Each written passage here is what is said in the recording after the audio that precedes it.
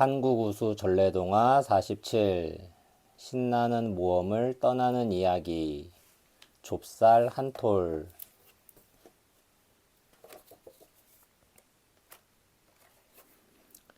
옛날 어느 산골 마을에 가난하지만 심지가 아주 굳은 총각이 살고 있었어요. 심지, 마음에 품은 뜻.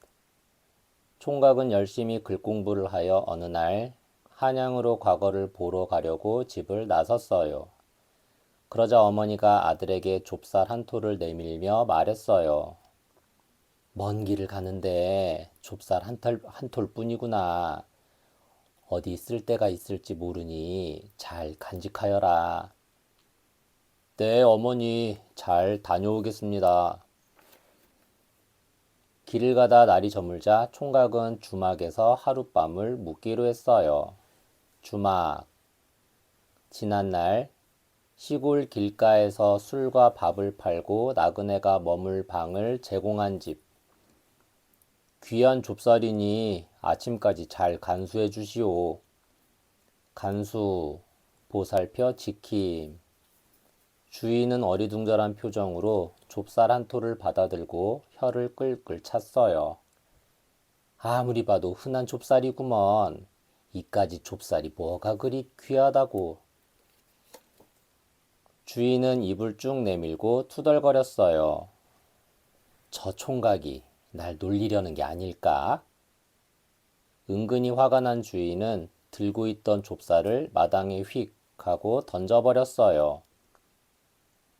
마침 쥐가 쪼르르 달려와 좁쌀을 냉큼 물고 달아나 버렸지요. 냉큼, 머뭇거리지 않고 빨리. 다음 날 아침, 총각이 주인을 찾았어요. 길을 떠나야 하니 어제 맡긴 좁쌀을 돌려주시오. 그깟 좁쌀이 뭐라고 내놓으라는 거요? 저에겐 아주 소중한 좁쌀입니다. 쥐란 놈이 벌써 물어가 버리고 없소. 그럼 그 쥐라도 잡아주시오. 그렇지 않으면 꼼짝도 않겠소. 주인은 어쩔 수 없이 쥐를 잡아 총각에게 주었어요. 총각은 하루 종일 길을 걷다가 날이 저물자 다시 주막을 찾았어요. 주인장, 이 쥐를 맡았다가 내일 아침에 좀 돌려주시오. 주인은 기분이 언짢았지만 손님의 부탁이라 쥐를 받아들었어요. 언짢다, 마음에 들지 않다. 그러나 더러운 생각에 쥐를 광에 휙 던져버렸지요. 마침 지나가던 고양이가 쥐를 냉큼 낚아챘어요. 다음 날 아침, 총각이 짐을 꾸리며 주인에게 말했어요. 어젯밤에 맡긴 쥐를 돌려주시오. 그게 고양이가 그만. 주인이 더듬거리며 사정을 말하자 총각이 버럭 화를 냈어요. 남의 물건을 그렇게 함부로 다루다니. 그럼 쥐를 잡아먹은 고양이라도 주시오. 주인은 할 수 없이 고양이를 내주었어요. 고양이를 안고 길을 재촉하던 총각은 밤이 되자 주막에 들어갔어요. 이번에도 고양이를 주인에게 맡기고 잠자리에 들었지요. 야옹, 야옹. 주인 품에 안겨있던 고양이가 폴짝 뛰어내려 말을 메어둔 마구간으로 달려갔어요. 그러자 말이 깜짝 놀라 힝 하고 날뛰었어요. 그 바람에 그만 고양이가 말굽에 밟혀 죽고 말았어요. 말굽, 말의 발톱. 다음 날 아침이 밝았어요. 어제 맡긴 고양이를 돌려주시오. 총각의 말에 주인은 할 말을 잃고 머뭇거렸어요. 그게 말에게 밟혀 죽고 말았소. 총각은 한숨을 크게 내쉬었어요. 돈으로 따질 수 없는 소중한 고양이라오. 어쩔 수 없소. 말이라도 끌고 가는 수밖에. 주인은 사정을 했지만 총각의 고집을 꺾을 수 없었어요. 총각은 말을 타고 편안히 길을 떠났어요. 날이 저물어 다시 주막에 들렀지요. 어서 오세요, 손님. 총각이 말을 맡기자 주막 주인은 흔쾌히 말했어요. 흔쾌하다, 마음에 기쁘고도 통쾌하다. 걱정 마세요. 제가 잘 돌봐줄게요. 주인은 외양간에 말을 메어두었어요. 이제야 안심하고 잠을 잘 수 있겠구나. 총각은 마음이 좀 놓이는 것 같았어요. 그런데 날이 밝자 주인이 총각에게 달려와 말했어요. 고삐 뿔린 황소가 들이받아 말이 그만 죽고 말았다오. 고삐, 소를 물거나 메어둘 때 한 끝을 콧뚜레나 제갈, 굴레에 잡아매는 줄. 총각은 주인의 말을 듣고 눈앞이 캄캄해졌어요. 할 수 없소. 말을 죽인 황소를 데려가겠소. 뭐라고요?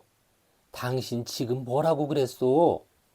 주인은 총각의 말에 깜짝 놀라 뒤로 넘어질 뻔했어요. 그게 싫으면 말을 당장 살려내시오. 주인은 울며 겨자 먹기로 총각에게 황소를 내주었어요. 총각은 황소를 타고 느릿느릿 한양에 도착했어요. 아, 드디어 한양에 왔구나.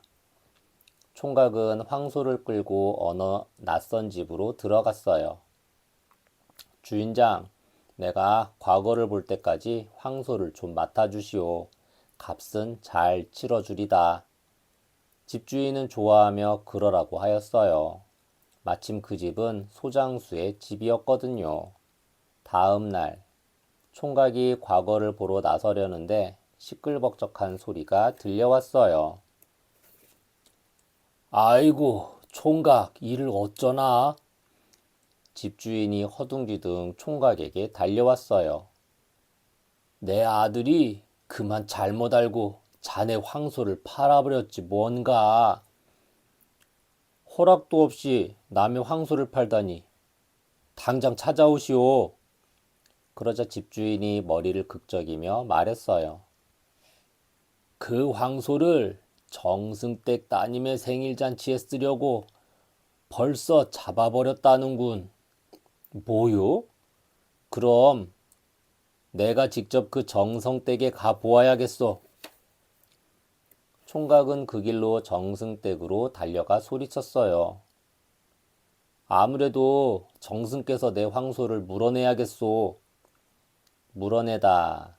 마땅히 치러야 할 물건이나 돈을 내놓다. 정승은 깜짝 놀라 총각에게 자초지종을 물었어요. 자초지종. 처음부터 끝까지 동안이나 과정. 총각은 어떻게 황소를 얻게 되었는지 자세히 설명하고 꼭 그 황소를 되돌려 받아야 한다고 우겼지요. 이야기를 다 듣고 난 정승을 껄껄껄 하고 웃었어요. 그런데 이미 먹어버린 황소를 어떻게 물어내란 말인가? 그럼 황소를 잡아먹은 사람이라도 데려가야겠습니다. 하하하, 자네 배짱 한번 마음에 드는구먼. 기꺼이 내 딸을 자네에게 맡기겠네. 배짱, 조금도 굽히지 않고 버티어 나가는 힘. 이렇게 해서 총각은 하루아침에 정승댁 사위가 되었어요. 훗날 총각은 과거에 급제하여 높은 벼슬을 얻고 어진 관리가 되었답니다. 어질다. 마음이 너그럽고 착하고 슬기롭다. 엄마 아빠랑 함께 읽어요. 좁쌀 한 톨. 옛날 옛적 좁쌀 한 톨 이야기. 좁쌀 한 톨은 경상북도 칠곡군에 전해져 내려오는 이야기입니다. 원래의 주인공은 곱사등이에 공부도 한 적 없는 떡거머리 총각이었는데 좁쌀 한 톨로 정승의 사위가 되어 훗날 경상도 감사까지 되었다고 합니다. 흔히 좁쌀한 톨은 작고 하찮은 것으로 비유하기도 합니다. 하지만 보잘것없는 좁쌀 한 톨이 쥐가 되고 고양이가 되고 말이 되고 소가 되어 마침내 총각을 정승의 사위로 만들어 주었지요. 좁쌀 한 톨로 정승의 집안에 장가를 든 총각의 이야기는 조금 황당하지만 퍽 재미있고 교훈을 주는 이야기입니다. 지혜롭고 재치 있는 총각은 자기의 주장과 권리를 언제나 당당하게 주장하였습니다. 그 결과 좁쌀 한 톨이 소 한 마리가 되어 마침내 정승의 딸을 아내로 맞이하게 되었지요. 또 총각의 떳떳한 주장에 주막의 주인들도 벌어진 일에 대한 책임을 지고 보상을 해 주었습니다. 그리고 부잣집 정승도 총각의 자신감 넘치는 배짱과 태도에 반하고 말았지요. 여러분도 이야기 속의 총각과 같은 지혜와 용기를 가질 수 있다면 어떤 어려움도 끄떡없이 헤쳐나갈 수 있을 것입니다. 여행자들의 휴식터 주막. 지난날의 주막은 가장 대표적인 서민들의 숙박 장소였습니다. 조선시대 후기부터 시장이 발달하고 사람의 왕래가 많아지면서 음식도 먹고 잠도 잘 수 있는 주막이 곳곳에 생기게 되었습니다. 당시의 주막은 마을 1~2리에 한 개 이상이 있었고 주로 시장이 열리는 곳이나 역이 있는 곳에 있었습니다. 하지만 주막은 숙박소라기보다는 음식점의 성격을 띤 곳이 많았습니다. 예를 들어 주막에서 음식을 시켜 먹으면 따로 숙박요금을 내지 않았지요. 주막의 모습은 일반 가정집과 크게 다르지 않았다고 합니다. 한두 칸 정도의 온돌방이 마련되어 있고 한 칸에서 10여 명씩 함께 자는 것이 보통이었습니다. 그리고 잠자리에 필요한 이불 등의 도구는 없었고 불편한 자리나 거적 정도가 깔려 있었습니다. 주막에서 주는 음식은 쌀밥이 보통이었지만 지방에 따라서는 조밥, 피밥 또는 콩밥 같은 것도 나왔습니다.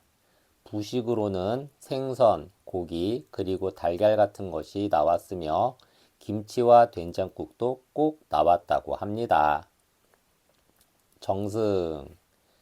정승은 고려와 조선시대 때의 관직으로 모든 신하들의 제일 큰 어른으로 임금님을 도와 나라의 정치를 펴나가는 수상의 직책이었습니다. 고려 태조 때 항복한 신라의 마지막 경순왕에게 정승 벼슬을 내렸는데 이 벼슬은 태자의 위치에 존중한 것이었다고 합니다. 그 뒤 조선시대에 이르러 의정부의 영의정, 좌의정, 우의정을 정승 또는 삼정승이라 불렀습니다.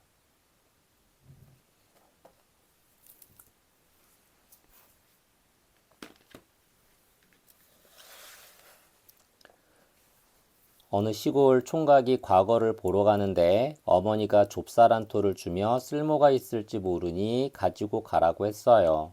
날이 어두워지자 총각은 주막집에 들러 주인에게 좁쌀 한 톨을 맡겼지요.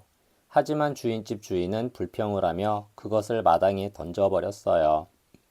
그러자 쥐 한 마리가 쪼르르 달려와 좁쌀 한 톨을 냉큼 먹어버렸답니다. 이튿날 아침 총각이 좁쌀 한 톨을 돌려달라고 하자 주막집 주인은 좁쌀 한 톨 대신 쥐 한 마리를 잡아주었어요. 다음 주막에서 총각은 주인에게 쥐 한 마리를 잘 맡아두었다가 다음 날 아침에 돌려달라고 했답니다. 하지만 쥐를 고양이가 채어가서 주막집 주인은 쥐 대신 고양이를 주어야만 했어요. 다음 주막집에서는 고양이가 말 발굽에 치여 죽어 총각은 고양이 대신 말을 얻게 되었지요. 또 다음 주막집에서는 말은 소에 받쳐 죽어버리고 총각은 소를 얻어 몰고 한양에 도착했어요.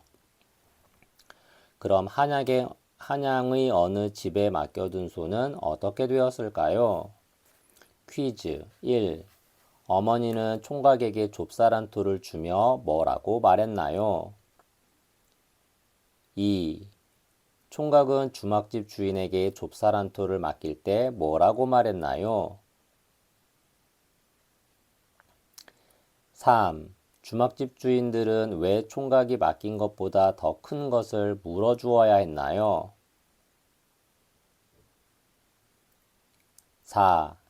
정승이 총각을 사위로 맞은 이유는 무엇일까요?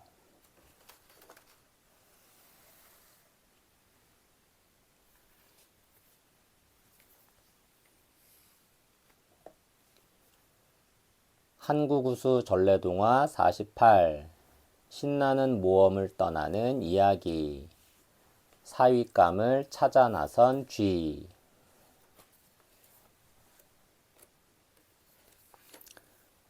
어느 시골에 다정한 쥐 부부가 살고 있었어요. 둘은 아주 행복했지만 한 가지 고민이 있었어요. 오래도록 아기가 없었던 거예요. 쥐 부부는 정성을 다해 기도를 올렸어요. 예쁜 쥐 아기를 하나 낳게 해주세요. 정성이 갸륵했던지 얼마 뒤 정말로 예쁜 딸이 태어났어요. 갸륵하다, 착하고 장하다. 쥐 부부는 늦게 얻은 귀한 딸을 금이야 오기야 키웠어요. 딸도 무럭무럭 자라 어느덧 아름다운 처녀가 되었지요. 얼마나 예뻤던지 총각쥐들이 결혼을 하고 싶다고 앞다투어 찾아왔어요. 아버님, 따님과의 결혼을 허락해 주십시오. 따님을 위해서 이 세상에서 가장 행복하게 해주겠습니다. 그러나 쥐 부부는 아무리 멋진 총각 쥐가 와도 마음에 차지 않았어요. 우리 사위는 이 세상에서 가장 훌륭해야 해. 부부는 사윗감을 직접 찾아 나서기로 했어요. 사윗감, 사위로 삼을 만한 사람. 그런데 이 세상에서 가장 힘세고 훌륭한 사윗감은 누구일까? 남편 쥐가 묻자 아내 쥐가 대답을 했어요. 혹시 하늘에 있는 해님이 가장 훌륭하지 않을까요? 그럴지도 몰라. 해님은 온 세상을 따뜻하게 비출 정도로 힘도 세고 아름답기까지 하잖아. 쥐 부부는 긴 사다리를 만들어 타고 해님에게로 올라갔어요. 마침내 해님을 만난 쥐 부부는 두 손을 모으고 부탁을 했어요. 해님은 이 세상에서 가장 힘이 세고 아름다우니 우리 사위가 되어주세요. 그러자 해님이 껄껄 웃었어요. 우리 사위가 되어주시는 거지요? 해님은 어두운 표정으로 고개를 저었어요. 안 돼요. 나보다 더 힘이 세고 잘난 것이 있어요. 해님의 말에 쥐 부부는 어리둥절한 표정으로 물었어요. 아니, 해님보다 힘센 자가 도대체 누굽니까?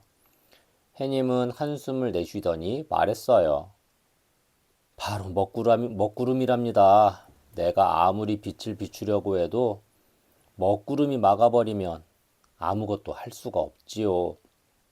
쥐 부부는 실망하며 고개를 끄덕였어요. 어디로 가야 먹구름을 만날 수 있을까요?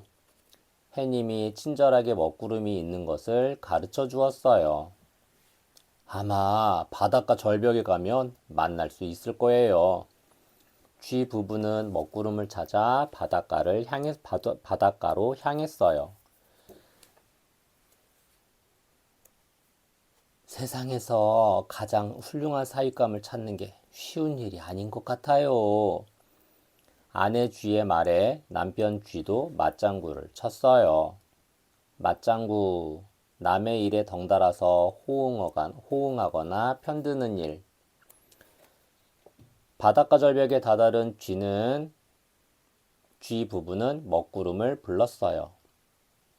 먹구름님, 어디 계세요? 마침 먹구름이 윙윙 하고 달려와 쥐 부부 앞에 멈췄어요.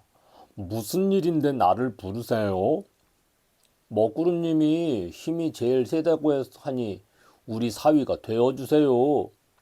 그러자 먹구름은 머리를 흔들었어요. 이를 어쩌지요? 나는 해를 가릴 수는 있지만 바람은 당할 수 없어요. 바람이 세게 불면 나는 꼼짝없이 쫓겨난답니다. 그러니 바람이 나보다 훨씬 힘이 세지요. 쥐 부부는 또 바람을 찾아가야만 했어요. 넓은 들판에 이르자 남편 쥐가 말했어요. 어디로 가야 바람을 만날 수 있을까? 그때 마침 바람이 휘잉 하고 불어왔어요. 왜 나를 찾고 있나요? 가장 힘센 사윗감을 찾으러 왔답니다. 바람님이 우리의 사위가 되어주세요. 바람은 후 하고 바람을 일으켜 힘자랑을 했지만 역시 고개를 살레살레 저었어요. 내가 먹구름보다는 힘이 셀지 모르지만 이 세상에서 가장 힘이 센 건 아니랍니다. 그럼 누가 가장 힘이 세다는 말이에요? 그럼 누가 가장 힘이 세다는 말이에요? 아내 쥐가 궁금한 듯 물었어요. 내가 아무리 세게 불어도 저 산 위에 있는 돌부처는 끄떡도 하지 않는답니다. 돌부처, 돌로 새겨 세운 불상. 쥐 부부는 다시 돌부처를 찾아 산으로 올라갔어요. 여보, 좀 쉬었다가요. 너무 힘이 들어요. 우리 귀한 딸을 위한 것이니 조금만 더 힘을 냅시다. 쥐 부부는 쉬지 않고 영차 걸어갔어요. 누군가 먼저 돌부처를 사위로 맞아버리면 안 되니까요. 드디어 쥐 부부는 산꼭대기에서 돌부처를 만났어요. 돌부처님, 당신이야말로 이 세상에서 가장 힘도 세고 가장 훌륭한 분입니다. 우리 사위가 되어주세요. 쥐 부부는 돌부처에게 간절히 부탁을 했어요. 하지만 돌부처는 무뚝뚝한 표정으로 말했어요. 해나 먹구름이나 바람은 하나도 무섭지 않지만 나보다 더 무서운 것이 있어요. 그건 바로 쥐랍니다. 내가 아무리 떡 버티고 서 있어도 쥐들이 사각사각 내 발밑에 구멍을 내면 꼼짝없이 쓰러지고 맙니다. 그러니 쥐가 가장 힘이 세지 않겠소? 쥐 부부는 돌부처의 말에 고개를 크게 끄덕이며 잠시 생각에 잠겼어요. 쥐 부부는 왠지 기분이 우쭐해졌어요. 우리가 괜한 고생을 하고 다녔나 봐요. 산을 내려오며 아내 쥐가 남편 쥐에게 말했어요. 우리가 괜한 고생을 하고 다녔나 봐요. 산을 내려오며 아내 쥐가 남편 쥐에게 말했어요. 그러게 말이오. 가장 훌륭한 사윗감이 가장 가까운 곳에 있었는데 말이오. 하하. 마을로 돌아가서 힘세고 훌륭한 사윗감을 고르도록 해요. 호호호. 쥐 부부는 한바탕 크게 웃었답니다. 마을로 돌아온 쥐 부부가 사윗감을 구한다는 소문은 금세 퍼졌어요. 잘됐군. 나도 가만히 있을 수 없지.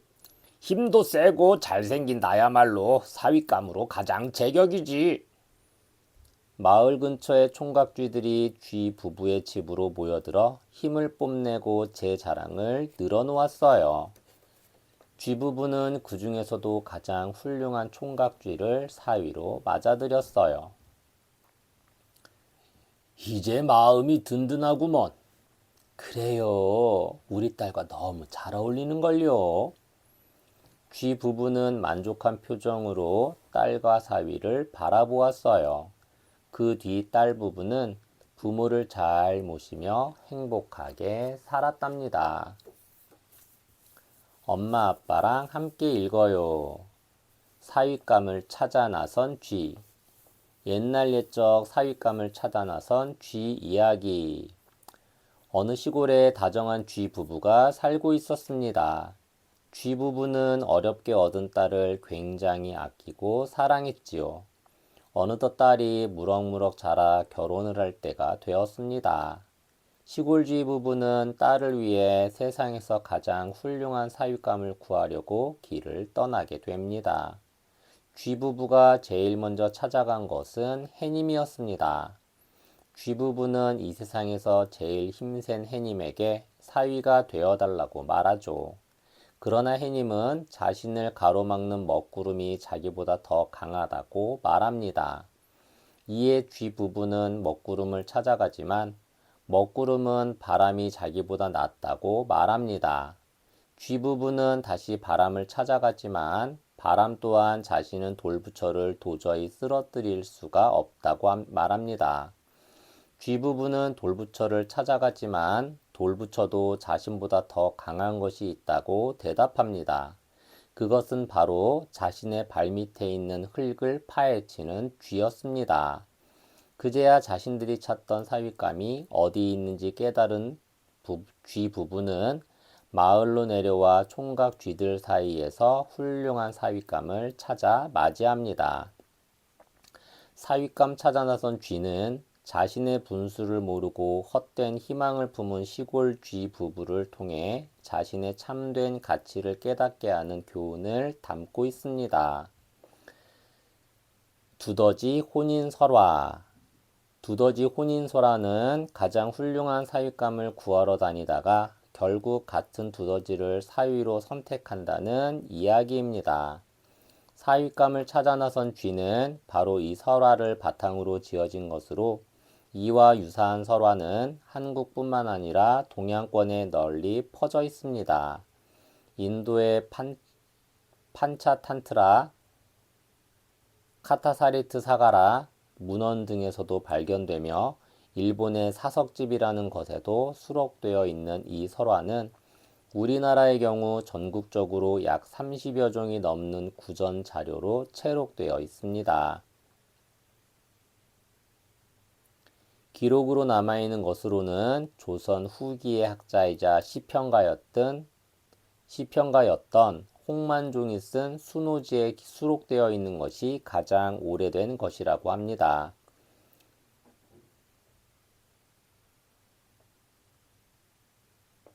돌부처. 돌로 만든 부처님 상을 석불, 돌부처라고 합니다.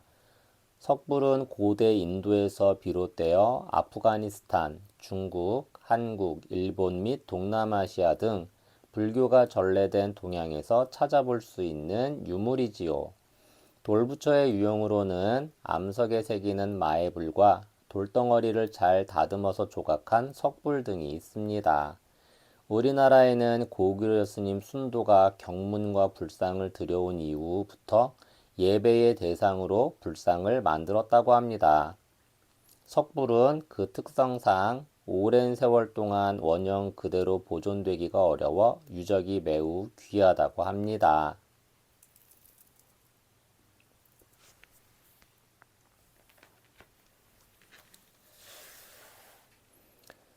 아주 오랜 옛날, 사이좋은 쥐 부부가 딸 쥐의 사윗감을 얻기 위해서 길을 떠났어요. 이 세상에서 가장 사랑스러운 딸 쥐를 가장 훌륭한 사위와 결혼시키고 싶었던 거예요. 이 세상에서 가장 잘생기고 힘세고 훌륭한 사윗감은 누구일까요? 쥐 부부는 가장 먼저 해님을 떠올렸어요. 해님의 얼굴은 아무나 쳐다볼 수 없이 아름답고 온 세상을 비추어 줄 만큼 힘이 세고 훌륭하다고 생각했지요. 하지만 사윗감이 되어달라는 쥐 부부의 부탁에 해님은 고개를 저었어요. 그러고는 자기보다 더 힘센 먹구름에게 가보라는 거예요. 먹구름은 자기보다 더 힘이 센 바람에게 가보라고 하고 바람은 자기보다 더 힘센 돌부처에게 가보라고 했어요. 돌부처를 찾아 산 꼭대기로 올라간 쥐 부부에게 과연 돌부처는 뭐라고 말했을까요? 퀴즈 1. 쥐 부부는 왜 해님이 가장 멋진 사윗감이라고 생각했나요? 2. 해님은 왜 쥐 부부의 사윗감이 될 수 없었나요? 3. 먹구름이 이길 수 없는 상대는 무엇이었나요? 4. 쥐 부부가 제일 마지막에 고른 사윗감은 누구인가요?